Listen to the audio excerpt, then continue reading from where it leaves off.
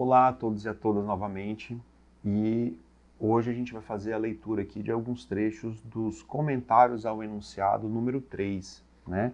A obra aqui, Comentários aos Enunciados do IBDA, jornada que foi realizada lá em Pirenópolis, e hoje aqui, Comentários ao Enunciado número 3, é de autoria do professor Luciano Ferraz e do professor Leonardo Ferraz. O enunciado número 3. O particular, quando beneficiário de ato ou contrato com a administração pública, só pode ser enquadrado na lei de improbidade administrativa se houver induzido ou concorrido dolosamente para a consumação da conduta. Em interessante pesquisa sobre o tema de corrupção, Ivan Kravestev expõe razões de o antagonismo ao fenômeno ter se tornado uma obsessão global nos últimos anos, pelo menos os últimos 20 anos. Segundo Krastev, a repulsa moral da sociedade contra práticas corruptivas é tão intensa que muitas vezes provoca um desbalanceamento na relação custo-benefício das políticas destinadas ao seu combate. Este comportamento moral é responsável por unir, sem maiores digressões e preocupações teóricas, os conceitos de corrupção, improbidade e ilegalidade administrativa no Brasil. Essa mistura irrefletida leva ao desenvolvimento de uma cultura institucional, social e midiática disposta a expiar da esfera pública quaisquer comportamentos que toquem minimamente nesses conceitos. O efeito dessa postura, regra geral, vem acompanhada de excessos, com visões de cunho majoritariamente punitivista, como se observa diariamente no cotidiano da administração pública brasileira. O reflexo desse modo de pensar se projeta sobre o âmago das decisões administrativas públicas, traduzindo-se naquilo que ordinariamente se denomina apagão das canetas ou dos tokens, ombreado pela disseminação do sentimento de medo de decidir no seio da administração pública, como aduz Rodrigo Valgas na obra Direito Administrativo do Medo, Risco e Fuga da Responsabilização dos Agentes. Nesse ponto reside a razão principal que levou o Congresso Nacional, mediante a Lei 14.230, a produzir um movimento de backlash legislativo, o qual impôs ao âmbito das improbidades administrativas um freio de arrumação.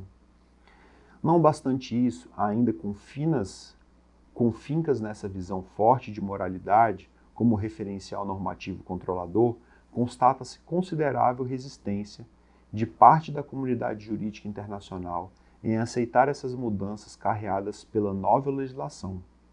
Esse modus operandi não deixa de ser uma maneira subliminar de desqualificar escolhas legítimas feitas pelo legislador democrático.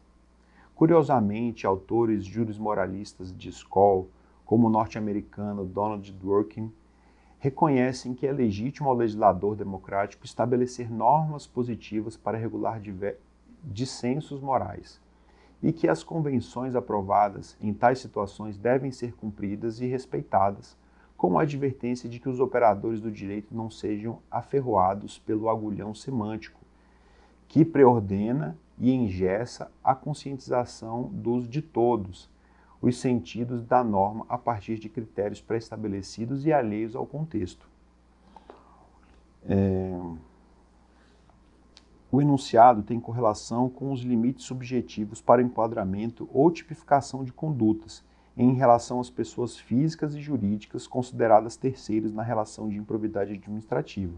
É dizer, sua condição é de que agem na qualidade de agentes privados, sem que sejam qualificados como agentes públicos equiparados.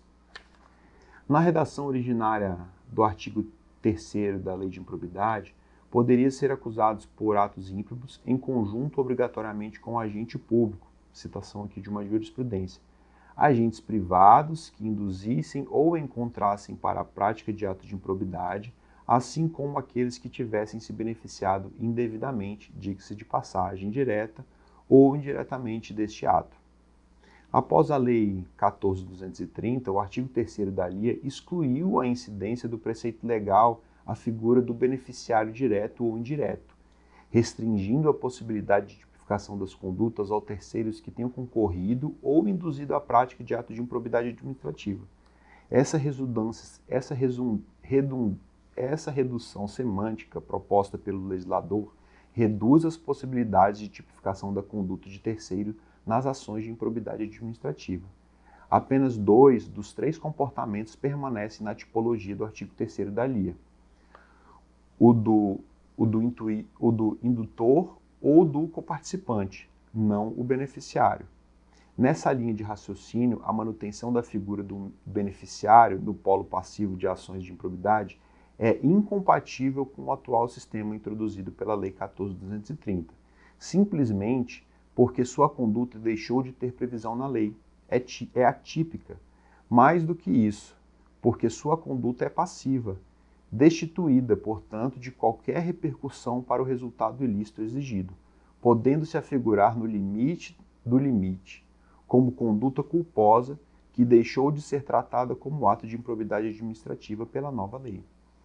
Isso aqui, esse enunciado é importantíssimo e traz uma visão aí muito, assim, muito importante, né? Ela tem que ser considerada aqui, esse artigo aqui, para as ações que ainda não transitaram em julgado e estão em grau recursal. Essa nova lente que se coloca para enxergar os atos ímprobos é de extrema importância para que seja feita justiça, tá certo? E a gente termina hoje também a leitura da obra com o 3º enunciado e daqui uns dias a gente se vê novamente com mais alguns enunciados aqui, mais algumas pílulas de sabedoria desses grandes pensadores, desses grandes professores. Até a próxima.